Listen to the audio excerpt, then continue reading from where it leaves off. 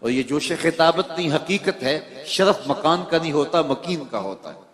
آپ نے علماء سے بارہا یہ سنا ہے کہ لوگوں کو اگر پتہ چل جائے کہ صف اول کا شرف کیا ہے تو وہ پہلی صف میں کھڑا ہونے کے لیے آپس میں قرعہ ڈالیں، لڑائی بن جائے، الجھاؤ بن جائے کہ میں نے پہلی صف میں کھڑا ہونا ہے۔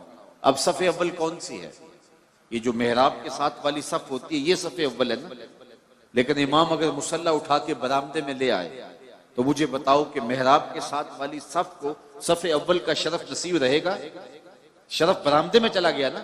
اور اگر امام وہاں سے بھی مصلی اٹھائے اور صحن میں اٹھا لے جائے تو شرف صحن میں چلا جائے گا۔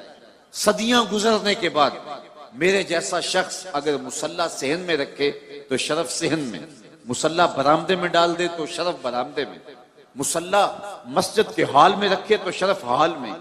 نبیوں کا امام مکے میں ہو تو شرف مکے کو، مدینے میں ہو تو شرف مدینے کو، جنت میں ہو تو شرف جنت کو، جدھر سے گزرتے جائیں گے مجد و شرف بھی پیچھے پیچھے۔